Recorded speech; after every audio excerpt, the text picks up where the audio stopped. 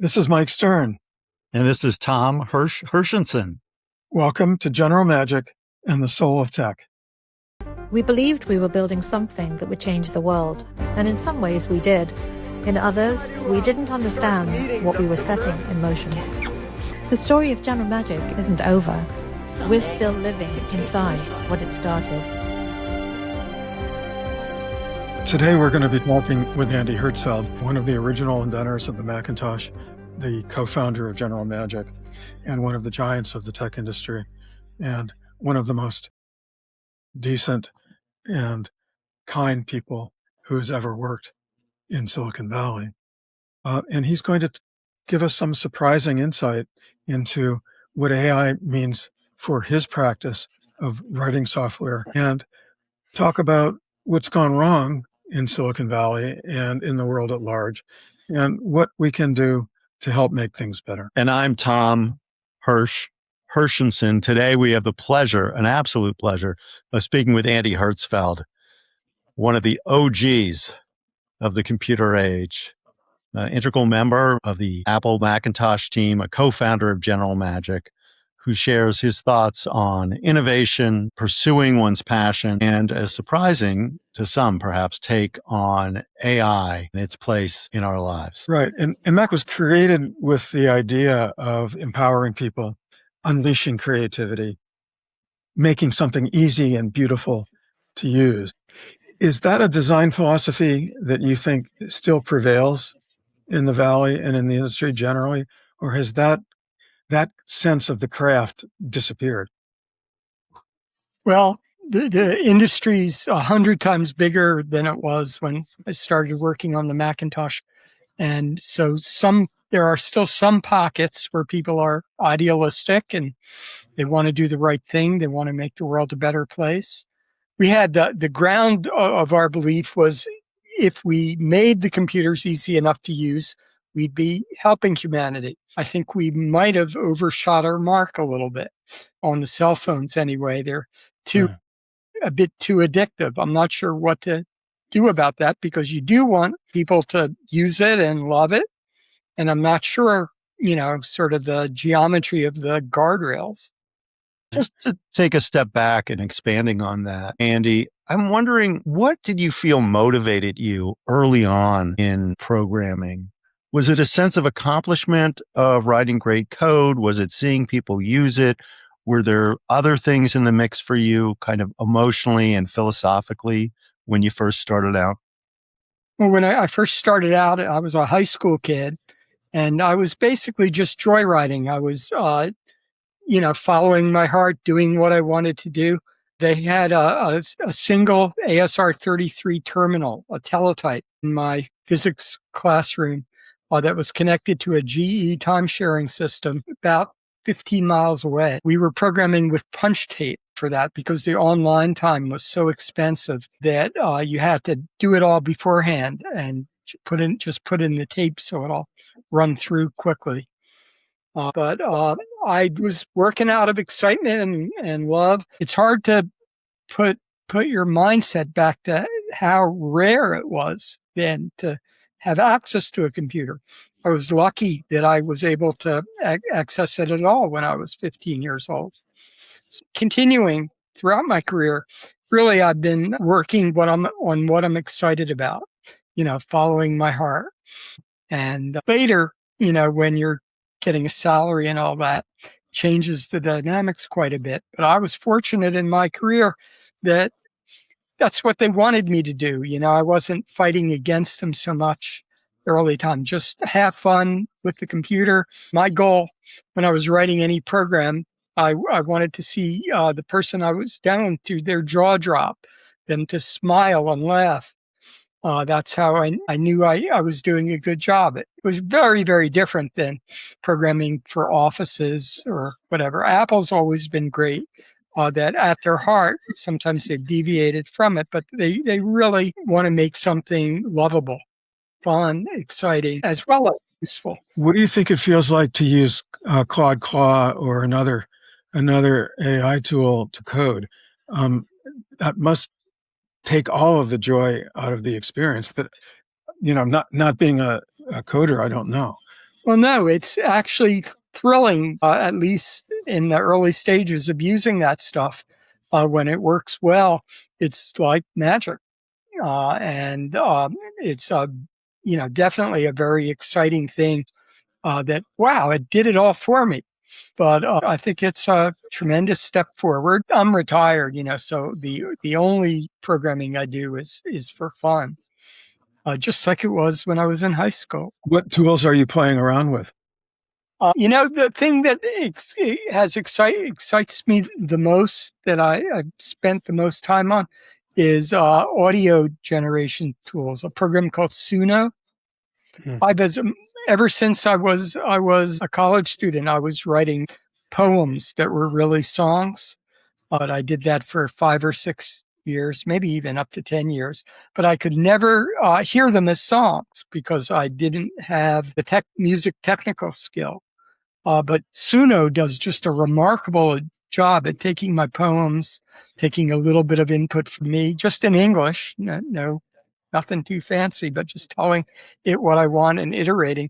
It does a tremendous job, and I get an ecstatic feeling when I listen to it. Hey, I created this, thought it was totally beyond me, but the tools put it in my grasp. It must be like what vibe coders, non-programmers must feel, something like that when they make their first game and it's, oh my God, I can't believe I did it. Well, that's me with the guitar and piano. I'm clumsy, I'm inexpert, but it's an amazing feeling of satisfaction when it works. Andy, it's so striking to me to hear you talk about your experience with Suno and AI, because I hear in you the same sort of delight that I imagine really thrilled you when you were coding, that your conception of technology, maybe I'm overstating it, but I get the impression that for you, the emotional experience of creativity or empowerment that people get is, for you, both as a creator and as a user, really central to how you conceive what computers and innovation is all about. Am I barking up the right tree? A long time ago, when I was having fun, right? The more fun I had writing the program, the more fun the users have using the program. It's not an obvious thing, but that is how it works with me. I guess I'm enthusiastic. I said in one of the first interviews I ever did in 1984, I said, if I ever stop being enthusiastic, I won't be able to program. That's not exactly true, because there's other things that could make me program. That's the essence of my distinct approach compared with many people, is I want to have a good time for myself and for my users. Do you think that kind of joy of doing it still exists? Do you see that in the colleagues you had later in your career, or to the extent that you have insight? Yeah, well, just these days, as I mentioned, just using the AI tools gives you that same kind of thrill, or at least me. When things are going well, it just does it so fast. It'll solve problems unbelievably well. It lets me spend my time more where it is fun for me, where I could get. It's really, really good. The AI tools are really, really good for boilerplate programming. There's a fair bit of your program is drudgery because it's just required stuff that has no creativity to it. The AI takes care of that for you, and so you could spend more of your time with doing what you want to do. I've been using AI tools just on Bill Atkinson's eulogy. I hate the idea of letting it write, because I consider myself, I care about my writing. And when the writing just comes from nowhere, that's disconcerting to me. But I find it's very good for roughing things out, or just, I write something and the sentence is a little awkward or something. I'll let Gemini take a crack at it. I almost never will put in verbatim what Gemini generated, but it all often get me over a hump and say, oh yeah, this is the way I should say it. Why did you pick Gemini as opposed to one of the other three? Well, I started out on ChatGPT, like everyone. But I just have a lot of faith in Google is what it comes down to, much more so than, say, Sam Altman. Yeah, got that. But it's been about 13. It's been 13 or 14 years since you were at Google. Is it a place you would be willing to work now? I'm not willing to work now. I'm too old. My time. I'm too old and I'm too rich. There's no financial incentive for working there. In fact, if occasionally I might help someone with a little, but I don't want to be paid because being paid puts pressure on me. And I don't need the pressure. I don't want the pressure. But I can imagine, I do program for myself for little problems I have, managing my books or music or whatever, just stuff I want to do. And I can imagine, well, at least thinking about doing some of that commercially. But when I think about, like, even right now, I think, no, that would be a big mistake to take on a programming job. I like it that I can do whatever I want. I was thinking more about the political and ethical culture. When you were at Google, 12, Yes. 14 years ago, it was a different place.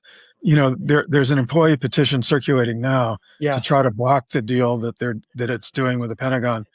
And it already failed. They already signed that contract, I think. Did they sign it? Yeah. Yeah. As far as it's maybe for the next time, you still want.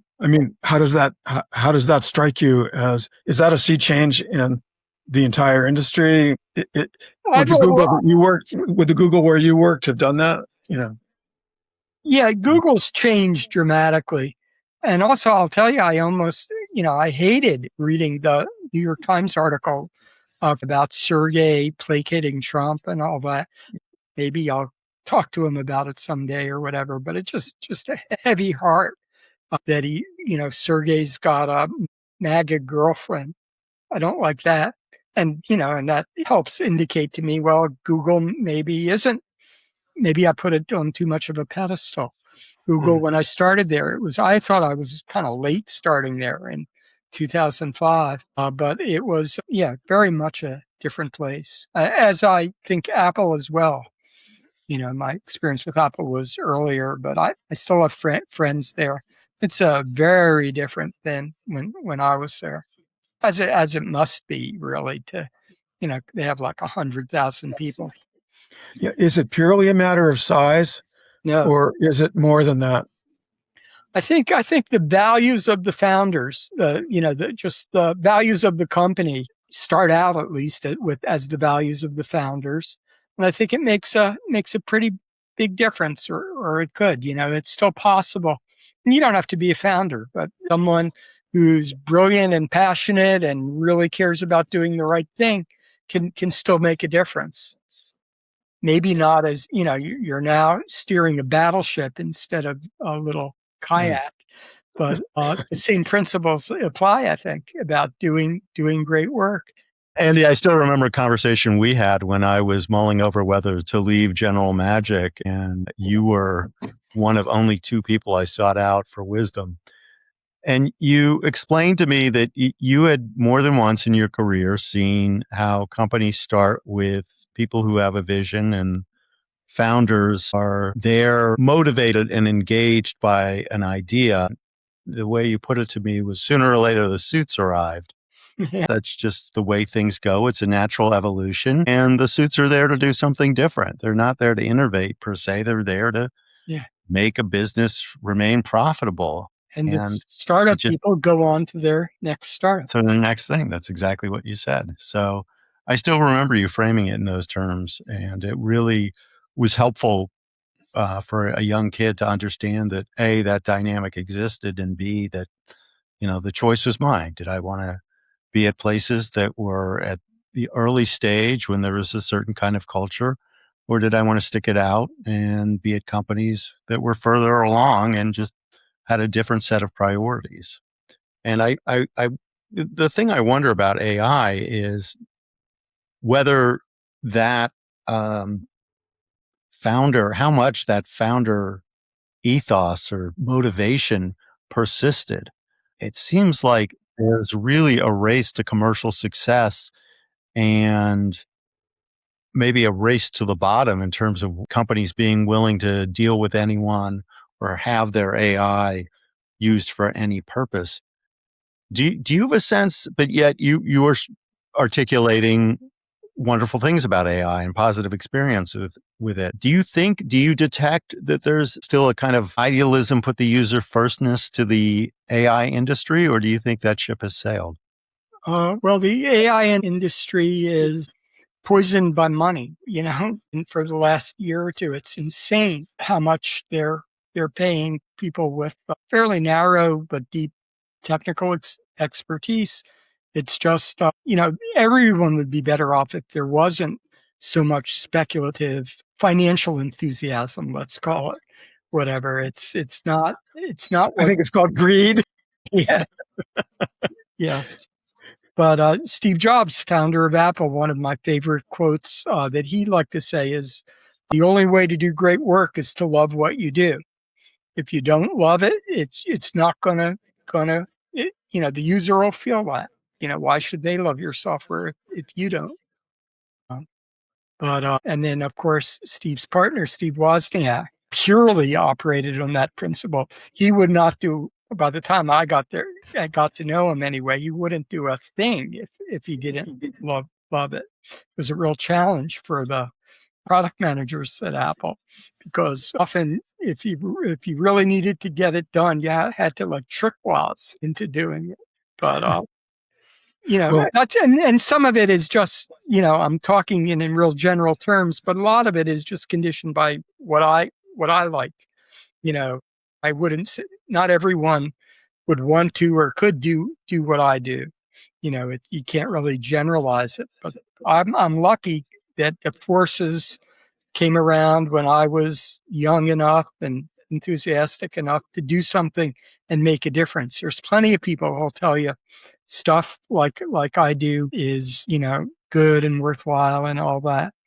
But you have to be lucky to get to exercise your values in an effective way in the world. Most people don't. They try, but it's, things are complicated, and they'll occasionally be bad guys who really want, who don't believe in the things that I do, and they try to thwart it. I'm coming to mind John Louis Gasset killing HyperCard multiple times. And Bill's story is, in order to get HyperCard to ship, they had to do it when John Louis was on vacation. Pretty amazing, but true. And for those youngsters out there, HyperCard is kind of a concept of pages linking to each other, has its roots in HyperCard. Is that a fair statement? Yeah. I mean, Ted Nelson before that, but HyperCard made a big difference for that. Really, HyperCard was about end user programming. Not so different than vibe coding, right? It was the vibe coding of the Exactly. ages. Yeah, right. But the users, if you make it yourself, you're going to love it even when it's ugly. Often, anyway. But was there an inherent tension, though, when at General Magic, between that kind of your freewheeling sense of I doing what I love, and that's going to make what we do worthwhile? Was there an inherent tension between that and the commercial realities that the company it's called a schedule was facing? That is schedule, and the schedule by design is unrealistic because the various sources needed it ASAP. So it just put a lot of pressure on things. It certainly doesn't help the quality of the software to be missing sleep for 2 weeks to meet your deadline. Yeah, but one of the questions that the documentary asks is, how do you do a minimum viable product for a moonshot? How could we have done it faster? Could it have been simpler? Yeah, that was my single biggest mistake at General Magic was to not try to do something thin and boiled down and simple to get it out in the market quickly. I indulged myself because I had a whole set of opinions about how to make fun software, just because, you're responsible for, dozens, ultimately hundreds of people. You can't just do what you think is fun. I also have been conditioned after General Magic. I had a startup that I was idealistic and wanted to really solve some problems in the world, but it flopped. We couldn't get our second round for investment, not so much because of the qualities of what we were doing, but it was because of the macro forces in the software industry. And You're talking about Easel. You're talking about Easel. Talk about Easel, and Easel couldn't raise money. And not, some people could say, well, it was far-fetched to try to make money from open source software. But really, it was just we didn't get a chance to watch our ideas flop. They flopped because the industry wasn't funding startups anymore for a period of about a year. When was that? That was around 2000, 1999 to 2001. Just the gears of the machine kind of froze up. We didn't realize it until too late. But believe me, I don't recommend that experience to anyone, having a startup that you put all your passion into and having it disband because of reasons that really weren't central to what we were doing. Well, another thing I was wondering about that ties into some of the themes of the book is what draws somebody to a project. My understanding was that although you found Marc a very compelling communicator, that really it was your relationship with Bill that led you to General Magic. And certainly there was an amazing team assembled there on the basis, it seems to me, of a really good feeling that people had about the prospect of working there, that there were not just really talented people, but there was a culture of fun and team and whatnot. How did Bill impact you in terms of that decision to join? There's no question I wouldn't have worked on General Magic if it wasn't for Bill. The main reason I started working on General Magic was a chance to work closely with Bill again. We had a guy, I don't know if anyone remembers him, but a guy named Dave Crocker. Do you remember him? He was an engineer guy. His brother was one of the guys who wrote many of the basic internet protocols. Steve Crocker, I think. I'm probably not even remembering their names right. But he sat me down 3 or 4 times telling me how we have to use the internet protocols. Jim White enlightened me to the decades-long story of the war between the academia and commercial concerns like AT&T. The 2 parallel sets of standards developed, about the same time.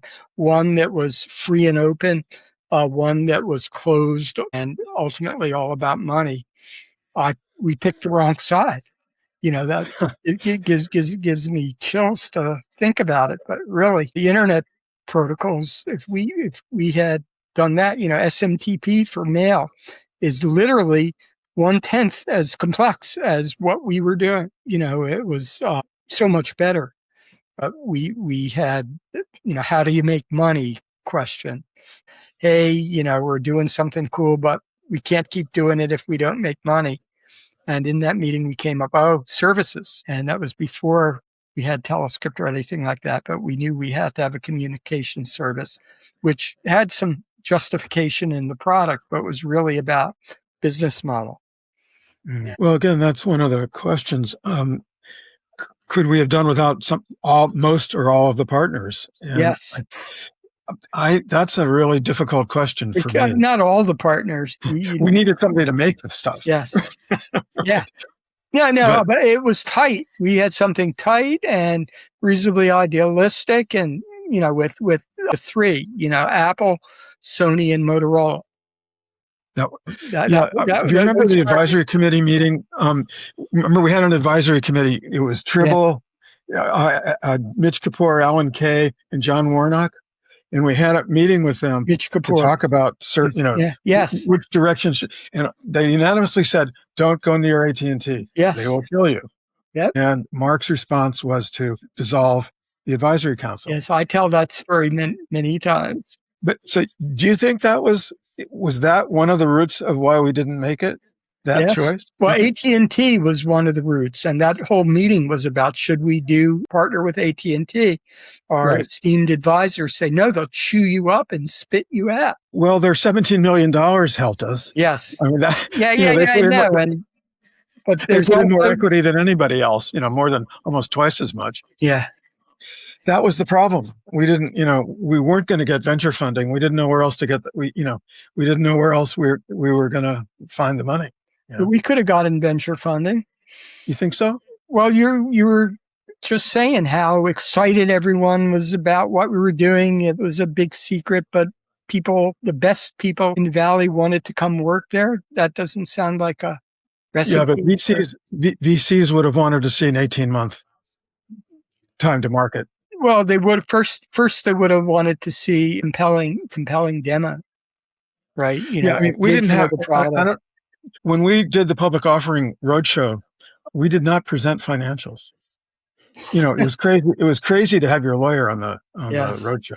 But, that was one of Marc's things. But we didn't talk about financials. We just demoed the device. Right. People didn't care about the business model, and that was again another fatal weakness that we had. It sounds a little bit like the AI companies, right? That was where it was headed. They're not looking at the bottom line yet. Yeah. Well, do you think it's a bubble? Yeah. Yeah, I think it meets a lot of the classic definitions of being a bubble. Every time you use one of the models remotely, it's costing them more money than it's costing you. And because we're in that phase, it's a gold rush. Well, that I think gets to me an interesting issue about the business model in the following sense, that we're now the product. You don't pay for your email account because advertising. Right, because advertisers are paying for everything. And that pushes society and politics in a certain direction. And there was a much different model, as I understand it, with respect to Personal Link, the AT&T service that went along with the General Magic Cap powered devices, which was the expectation that you would pay for things, that the consumer would be paying. They wouldn't be the product, they would be the buyer. Now, Mike and Andy, you were much closer to the business model than I was, but I'm curious to hear each of your thoughts on how a business model can have unintended consequences socially and politically. Yeah. I mean, when you commodify user data and that becomes what you sell it to advertisers and more nefarious actors. Yes. But again, 30 years ago, the idea of advertising on a service like Personal Link it never occurred to anyone that there would be ads on the service, right? And that was never, it was never in anybody's view, right? Mainly because people thought it wouldn't work. It's they'd put ads on there if they thought it was going to make money, but they didn't. Mm-hmm. And it's interesting, because we were, 5-10 years before that, very interested in using the service model, monthly fee or whatever. We never thought of ads.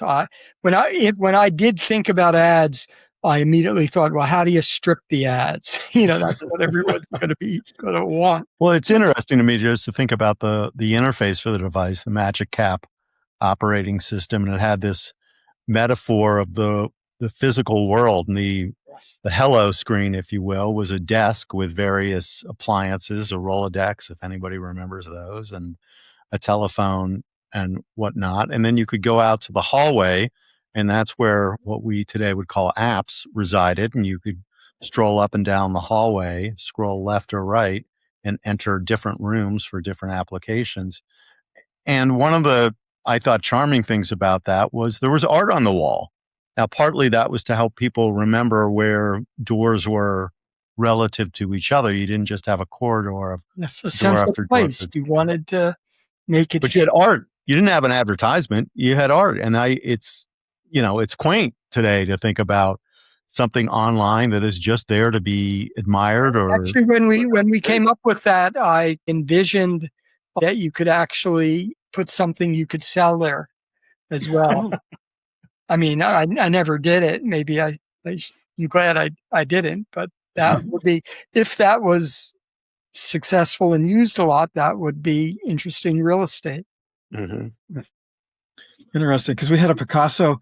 I don't remember what it toggled between a Picasso and something else, and I don't remember what the other image was. But Susan, there you go, Tom. Part of why we even thought of that was because I knew Susan would do a tremendous job.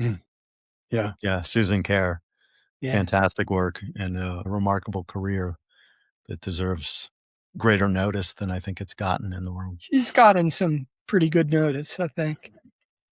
Yeah. The stuff's in the art museums now. Yeah, rightfully so. Well, but in terms of, you had said earlier on that it wasn't clear to you how guardrails and constraints could be applied to frontier models for AI. When Jim and Rich were doing Telescript, they built some deterministic safety provisions into the architecture. We're way past that point, it seems, in the AI space. What else could be done to try to make it safer from a literally public health perspective for AI to be in the world? What do you think we can do? Yeah. Well, and it's not just AI, but a broader set of concerns about, like the current systems are taking your clicks and doing what you want. It's more about the ethics of advertising. I don't know. Users and developers both take the path of least resistance. So it's interesting to think, what is the path of least resistance here, where, you gotta be making money, but you also gotta make the user happy and thrilled. I don't know. Something to think about. Yeah, because you look at the evolution of safety in different industries. It took 60 years to get safe cars, even though the technology was there long before it was deployed. Seatbelts existed in the 50s. Yes, but people didn't use them. And what do we have that? Do we have that much time to figure out a safety regime for this wave of innovation? I think some of the companies, especially the smaller ones, OpenAI and Anthropic, they're a little disingenuous in hyping up the dangers because they're not dangers unless you're wildly successful, and they want to be wildly successful. So, but yeah, there are real dangers. I don't subscribe to the school that, the singularity is going to happen, in the next 5 years or whatever. That's a little bit self-serving. I like the idea of the singularity when I first read about it in Werner Vinge's books. I read those when I was in grad school, I think. And it's a compelling idea. And I don't know, though, there's something about me that I think there's something a little bit hollow there to think, your software is so good, it's dangerous. I think things are not going to stay exactly. We're in a funny interim period where we're still, half in the old world, actually probably more like 70% in the old world, but this new world is visible. It's kind of inevitable. But no one really knows the parameters. So I like thinking, even though I'm retired, I like thinking about, well, what should the UI be for something really new? That's just fun to think about. Well, think of the smartphone and its impact on society, right? I mean, your instantiation, your and Bill's and the team's instantiation of the first, would-be smartphone. Were there design choices that could have been made then that might have lessened its role now as a gateway to addictive and exploitative businesses and psychographic targeting, surveillance? and all the rest. Were there design choices to be Yeah, made yeah, there? we definitely went overboard in some areas and not far enough in others. We weren't hardly thinking about the privacy issues. Just I don't even know if we should. We would have had to be a little more successful than we were to even make a serious effort at protecting users from things. There's not enough users there, so like even the iPhone, which is the canonical breakthrough everyone talks about. It took 4 or 5 years for it to become a breakthrough. 2 year iPhone was shipping in 2 years, and people still thought it wasn't necessarily a viable product.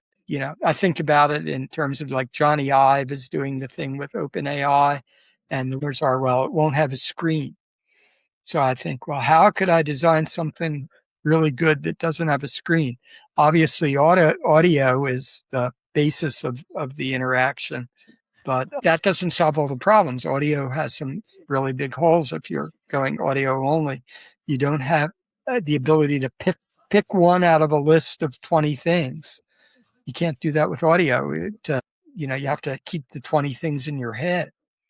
Whereas the graphical, you just see your alternatives right in front of you. Before we forget, and maybe you have this on your list, but I'd love to talk a little bit about Newton as one of the other forces that came into play. One of things didn't work. I don't know when a good time for that is, but I don't want to. No, go for it. Yeah. Yeah. Well, Apple was our parent or benefactor. There definitely wouldn't have been a General Magic. There might have been something using General Magic type ideas, but no General Magic without Apple. And then, my really good friend who I care a lot about, Steve Capps, who, you probably weren't involved, but we had this big meeting at Bill's house with Sculley. And part of what we were trying to do was convince Capps he should work on it. But he had already had a team he was loyal to with Newton and stuff. I still have the highest respect for Capps. I just had lunch with him about 3 weeks ago.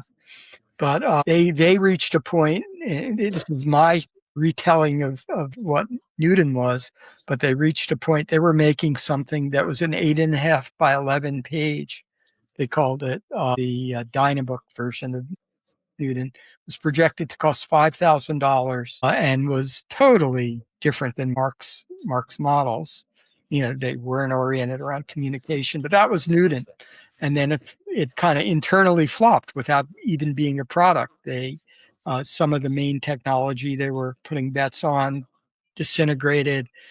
They saw that the $5,000 thing wasn't right. So they were going to have to essentially fire the team or whatever. But one guy, really, Michael Chow, had the idea, well, the right thing for us to do is pivot toward making something based on Marc's models, a handheld device.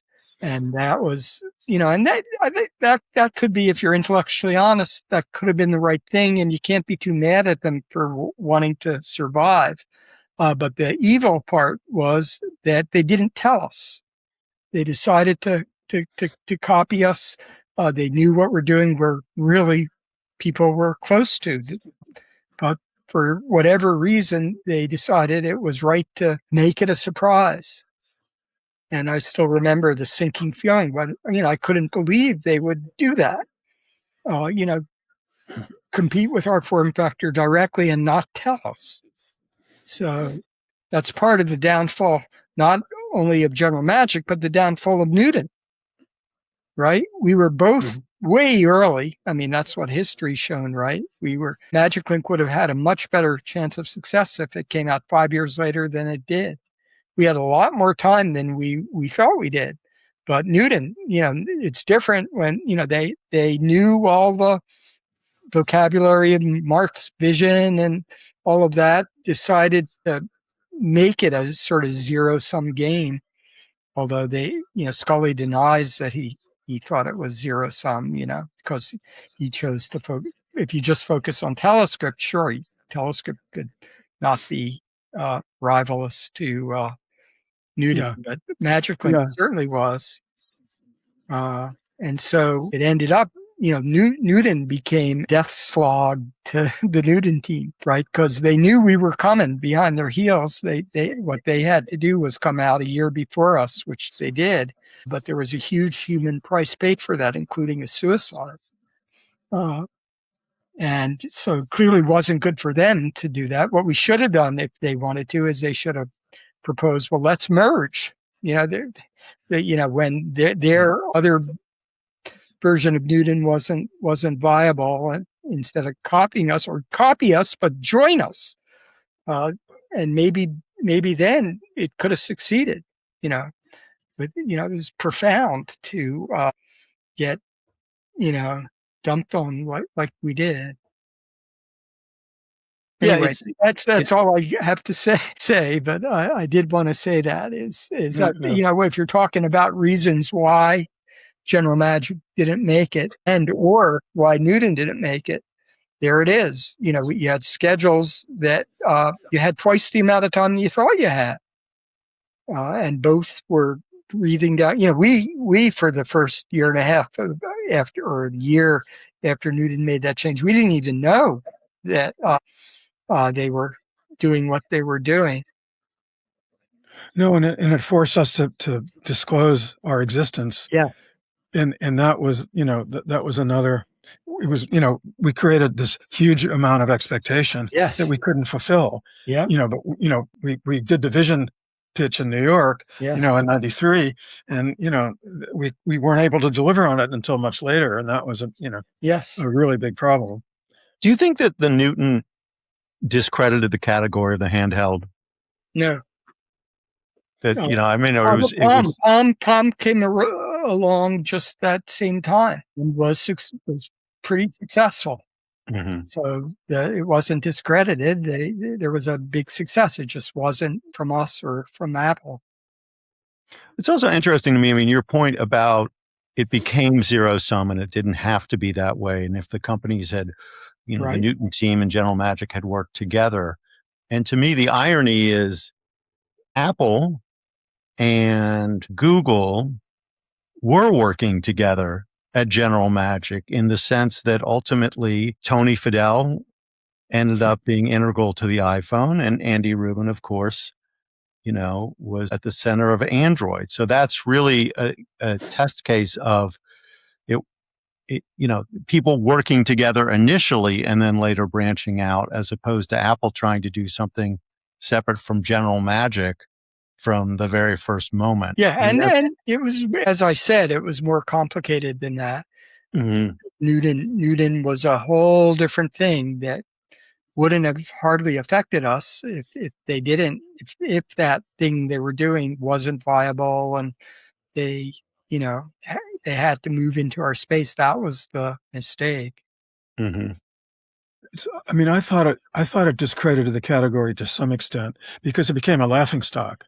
Partly because of the handwriting recognition glitches and the Simpsons making fun of it, and Gilbert making fun of it, and all of that. I think it had some impact in calling into doubt the viability of a mobile device, at least a mobile device that was more than a PDA. It weakened the claims of that kind of super tool. It could do so much. In Palm was successful because it did so little. Yes.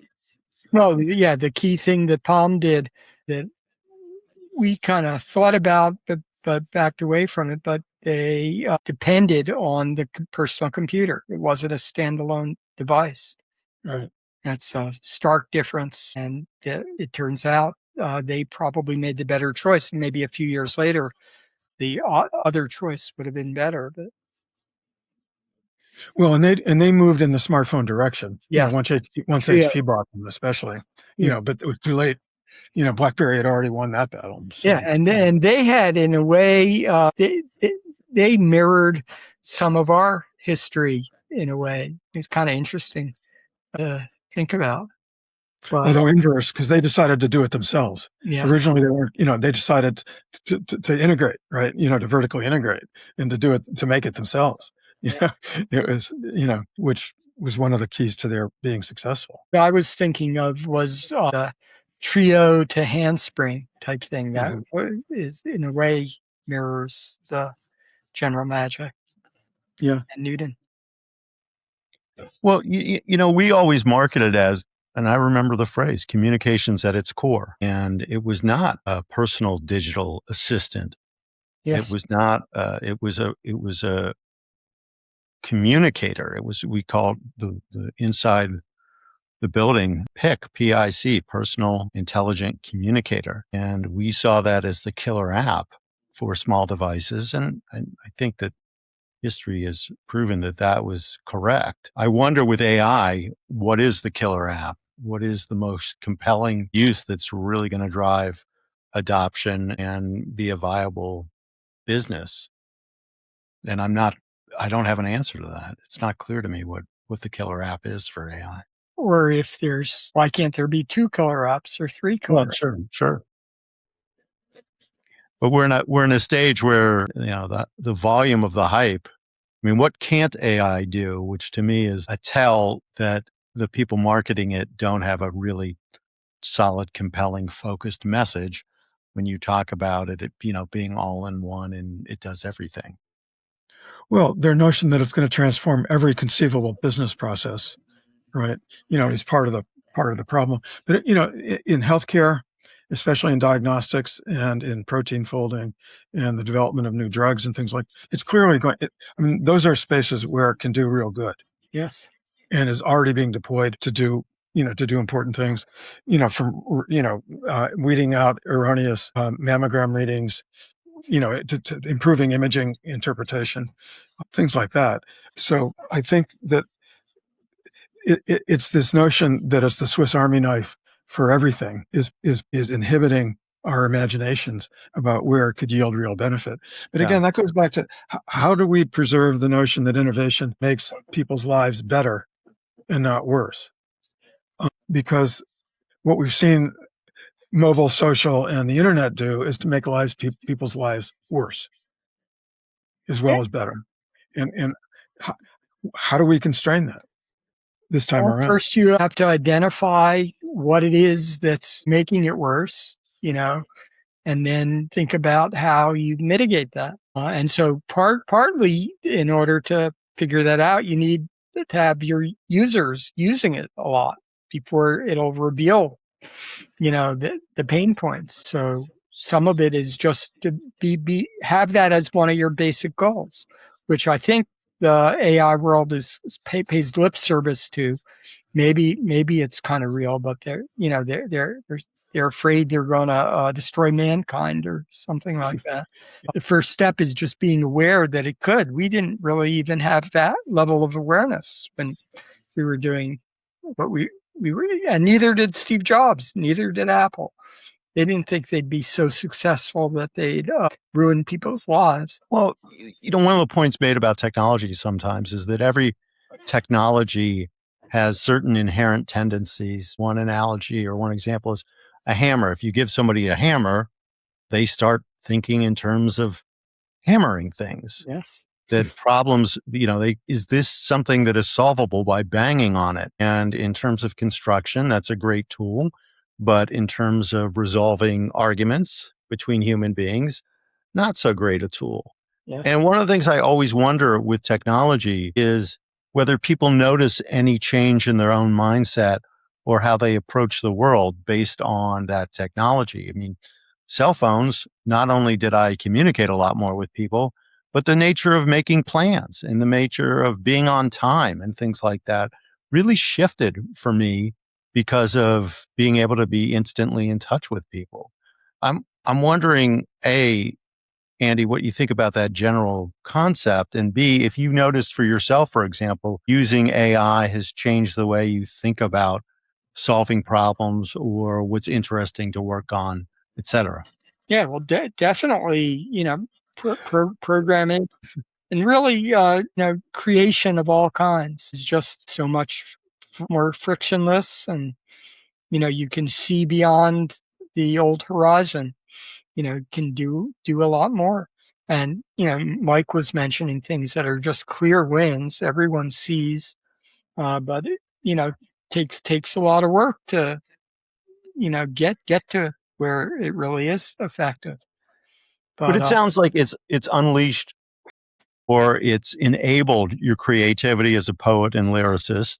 Yes. And that as someone, to the extent that you still program, it's allowed you to focus on, I don't know what the right phrase, higher value work, or work that requires human ingenuity and that AI can't do as well. I mean, has that been your experience of how it's empowered you? It's almost surprising to say this, but there's a lot of ingenuity in what I'm using AI for.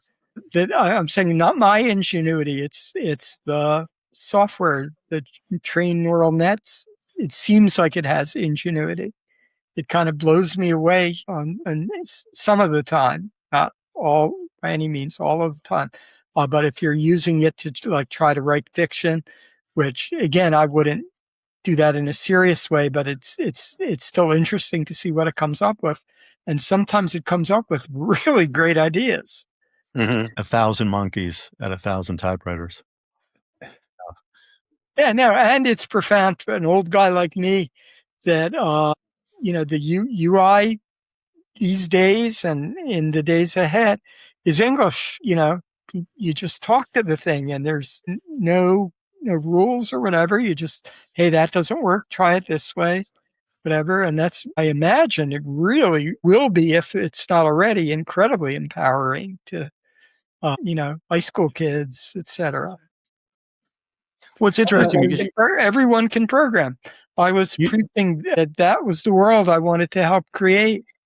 And now that it's been created, we think of how do we control it, shackle it, put up barriers. Yeah. It's weird. What's also interesting to me, I mean, you talked about how server time or mainframe time was so valuable that you kind of had to think everything through before you dialed up the mainframe, and that created a discipline of writing really tight code and really making sure that you were being efficient in what you were building, that what you built was streamlined and there was nothing extraneous. It reminds me of a former General Magic colleague, Marc, who went to Altocom, and he had a reputation for writing incredibly tight code. I think it was in C, very low level language. And I can't do his accent, but he talked about growing up in the Soviet Union, and the computer at the Technical Institute had 4K of memory, and he was allowed to use it for an hour once a week. And he said, so, there was, it had to have zero body fat, whatever you wrote. Yes. And now we're in an age of AI where, experimentation and playing around with the tool is part and parcel of the experience. That it's not people nervously trying to figure out what the right way to put a query to AI is. It's, if you don't get the results you like, well then, try again and iterate until you get what you want out of it. It's a much different way of interacting. Yeah, but it's illusory. It's illusory, though. Andy said it right at the top of our conversation. We're not paying the cost for it. Users are not paying the cost for playing around with the tools. It's very much like the early stages of other industries, where people absorb a lot of losses in order to build scale. Yes. And when users have to pay the actual cost of the tools they're using, are those costs going to come? Where's going to be the intersection between affordability and profitability for the industry? And I don't that to me that's really decided by the investors. How are they going to give them more rope? Yeah, I mean, they gave Amazon 16 years, to get to profitability. Yeah. The public markets. It's not clear how long the AI companies have to absorb it's like ride sharing. Uber and Lyft didn't charge very much at the beginning in order to build their user bases. Yes. But now their prices are much higher because they're not absorbing the cost we're paying for what it actually costs to take those rides. Yeah, so, I got to say that I love taking Waymos. I really feel like I made it to the future. Yeah, we don't have flying cars, but we have autonomous ones. Yes. Very close to the Jetsons. And cool. I was at Google while it was still somewhat of a pipe dream, but still incredibly impressive on their part that they were able to carry a 12, 13-year development cycle to market, where it's clearly a winner. Well, when I was a kid growing up in Pittsburgh, they had the autonomous vehicle project at CMU. Yeah. And it was they had a vehicle and then cables running to a van behind it, driven by a human being because of all the computing power required. And, I remember a news story about how they achieved a top speed of like a half a mile an hour. And they were elated at how fast the thing went, so in just one lifetime, from that to what we have now, it's really stunning if you take a moment to consider it. So then we didn't have that at General Magic, possibly, or at least a little bit because of feuding with Apple, but we didn't have the long-term investor, that, did what Google did there, which is just back it until, you get there. But General Magic, there's always a problem with any new computing platform, that people call crossing the chasm. Yeah. There's Jeffrey Moore. a big chasm of, hey, it's not real. We can see the beautiful future, but you're going to fall down the chasm. Well, again, I attribute that partly to the way Apple betrayed us. Again, we would not have had to disclose what we were trying to do. Yes. And we would have had more time, and the partners wouldn't have been as restive. And because, again, they needed to, they were forced to start to show results earlier than they might have otherwise did. I think their money would have been more patient, actually. Yeah, and then Marc did too good a job there, I think, selling it to the partners. We were Sony's prize, progeny, until Matsushita put in their money, and then we're not of Sony anymore. And why did we need to have that 14 companies or whatever it was? I thought it was really nice with the four we had, and very recent, the best communication company, the best consumer electronics company, the best personal computer company. And maybe that just to have not grown past that point. Now, of course, with Apple's betrayal, that falls apart. Well, at the time, it seemed like, again, we didn't think we could get traditional venture money. And we may have been wrong, right? But it was like shooting fish in a barrel to get the partner. Yeah, I mean, when you have your lawyer running the sales process, which I was doing for the last 6 rounds, it's too easy, right? Yes, there was something fundamentally wrong there, and wasn't there the sales guy? What was his name? Bill. Oh, Bill Keating. No, but I would organize these 2-day, seminars for the prospective partners, walking them through the IP portfolio and the business model and all that stuff. That's not typical. And Marc would just show up at the end to say hi.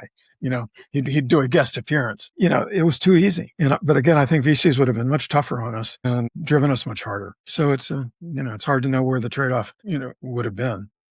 Yeah, sure. In this AI moment that we're in now, it seems to me the VCs aren't exerting very much pressure when, they're paying, new engineer, just out of grad school, and they're going to pay him $500,000 a year, or, 10 times that much. Mm-hmm. Where is that money coming from? I think, I'm not sure. I mean, Andreessen Horowitz, I think the industry was different 20 years. I mean, right. They're herd animals now, and they're all rushing. This is 1849 for them, right. And they're all gold rush. Yeah, they were always herd animals. Yeah, but they were a little more rigorous. Yes. Remember, we were one of the first concept companies, right? Yeah. And they were not fond of concept companies back then, right? They were, and there wouldn't have been a liquidity of that without revenue. Let alone profit. I mean, so. Well, the old joke I remember from the .com boom was that every business plan of every startup had access to capital as a key component of, Right.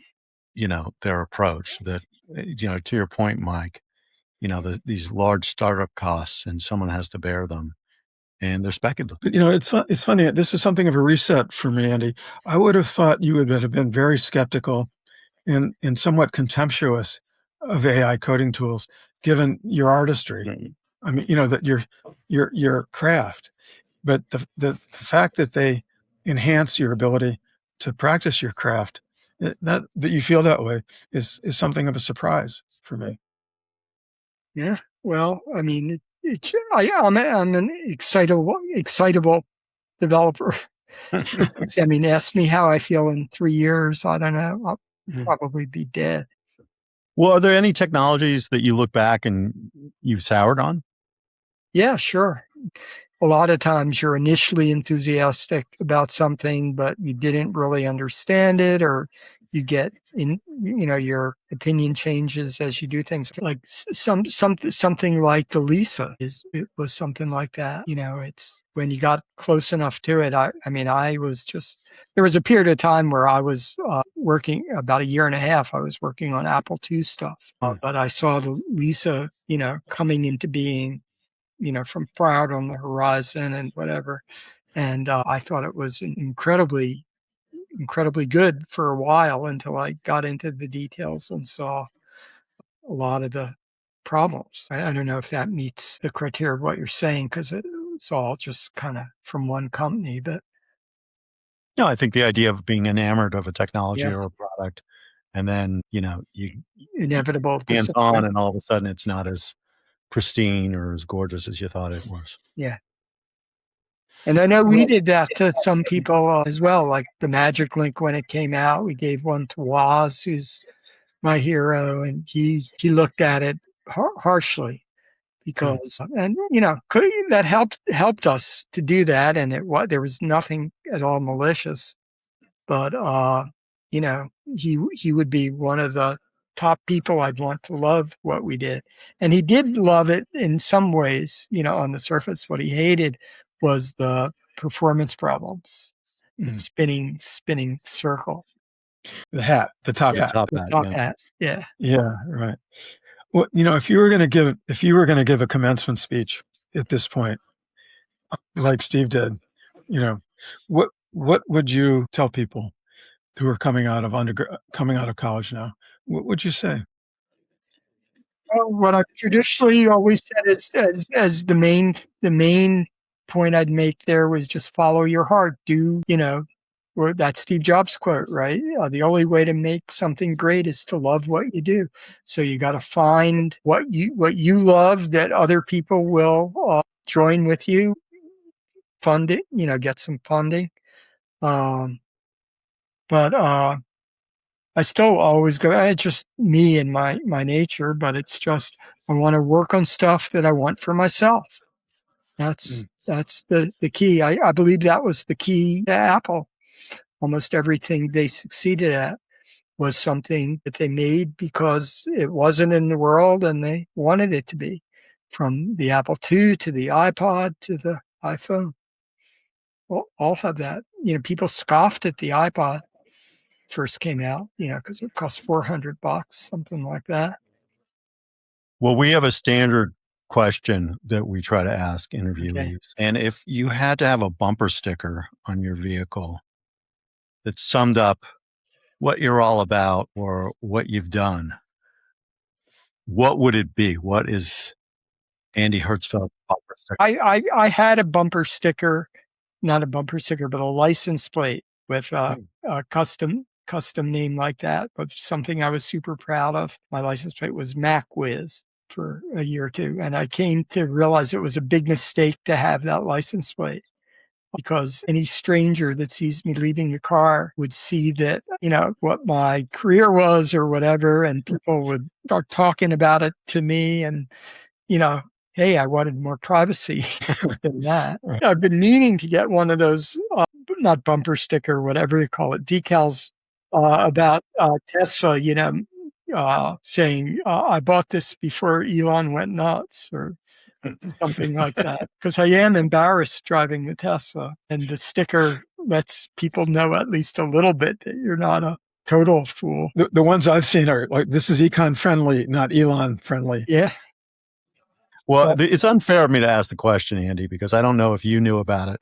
But when I was at General Magic, I had this old Honda Civic, and I bought a couple sets of refrigerator magnets, the alphabet magnets, Right. because I didn't like the idea of having just the same bumper sticker every day. And so on different days, I would take out all the letters and spell out a different message on the back of my car. So it's not fair to hold you to a single bumper sticker as, Yes. the end all and be all of the bottom line of who you are or how you see things. But, I live in Washington, D.C. now, and in this town, hypocrisy never goes out of style. So Yeah. that's why I ask a question that I would never tolerate someone asking me. The country is more fucked up than I thought it was possible to be. It's really amazing. Well, Yeah. Lily Tomlin had a great line of, no matter how cynical you get, you can never keep up. And Yeah. it's now more than ever. Yeah, and such uncertainty, about where's it going to go. Very Yeah. hard to say. Yeah. With the AI contributing a lot to that. But the whole thing, I mean, I feel disgusted when I see someone would refer to me as a tech bro. You're an anti-tech bro. Yes, Well, how about a tech grandpa? That to me is a much homier sure. feel to it. I qualified. Yeah, but I mean, the broligarchy is partly responsible for the pickle we're in. Yes. And, they're enabling fascism. Yeah, in and ways that we so would have many. never done, They're venal, the tech people who suck up to Trump. What could they really be thinking? Just so short term. They can't imagine there's long term benefit from, I don't know, just so embarrassing. But I guess I don't understand human nature quite well enough. Yeah, well, again, I don't, money was not the motivator for the General Magic Right. community. It really wasn't. Some people made some money, most people didn't. And that wasn't what motivated people. It was the idea of changing the world and making things better. And that's analogous, that's adjacent to politics. Politics, governmentism should be about making people's lives better. Yeah. So working title for the book, it's From Jobs to Musk, how tech lost its soul and how can we find it? Yes. I do think I think the Valley has turned rancid, and the tech oligarchy and its pursuit of political power, as well as economic power, has really had disastrous consequences. What can we do to try to undo some of that? First thing is I would broaden the concern. It's not just the tech industry; it's the country, the world has gone down some bad paths in the last, I don't know, 5-10 years, and so it's some of it's the same forces. You couldn't solve just the tech industry without addressing the broader concerns. And then my advice or what I practice is not some grand plan that'll be complex and do it. Just each person in their day-to-day life has to get their values straight, and if you're working just for the money, there's nothing wrong with that, but you need to be honest about that. And if enough people, and I guess I'm an optimist in many ways, I've always been sort of an optimist that people will, get better. I don't think you have to be an optimist to say that things can be considerably better than they are now, just because things are so bad now. But I think the situation in politics definitely needs to be revamped somehow. It's not just technology. And I still think, you can do great work that you're proud of. And if enough people do that, things will get better. To me, your values are really everything. It's who you are. And sometimes you compromise. Often you compromise because, the world's not perfect. But you have to have a sense of right and wrong in order to know how to do something right. And so where do you get that from? For me, I loved reading my whole life, and I'm sure it shaped my values and whatever. I could go down, kick through 20 different books that went inside me and still live there. And then the other thing I've learned is on a whole other level, but it's just really important to be kind. That's what government and the tech stuff have in common. It's like the gold rush makes people, weird or disappointing. And, just, try to intellectually feed yourself a good diet of books that matter. There's way more than you'll ever be able to consume, but there's plenty to get a good start from. Probably the biggest distinction between Steve Jobs and Steve Wozniak. Steve Jobs was unkind in everything. Steve Wozniak is incredibly kind. Well, Andy, I had to drive you back from a photo shoot with Wired magazine. It was the cover story. You guys were on a beach in Santa Cruz, standing in a phone booth that they had dragged there. It was called Bill and Andy's Excellent Adventure. Yes. And my brother said to me, "You're going to get to have 45 minutes alone in the car with Andy Hertzfeld. You better have some good questions. Don't make small talk. And once you ask the question, shut the F up and listen, because this is Andy Hertzfeld." And I remember one of the things you said was, I can understand that maybe the CEO is 100 times more important than somebody on the custodial staff. I can't believe they're 1,000 or 10,000 times more important.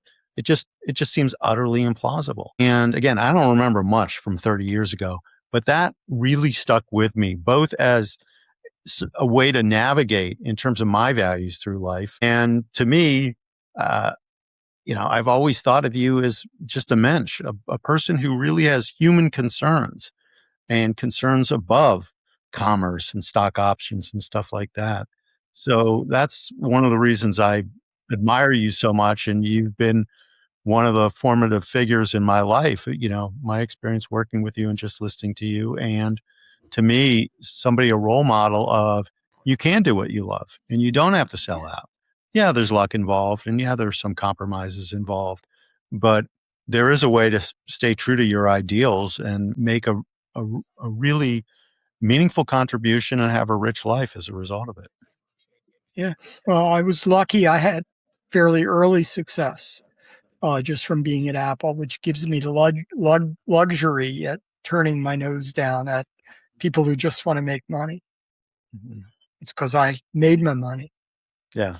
Partially. Yeah, but you were the mensch part was still the one that counted. Yeah. And it always, same for me, Andy. I mean, it was a real privilege to be part of the original Magic adventure. And, you and Bill and, made it so special. So Thank you for listening to General Magic and the Soul of Tech podcast.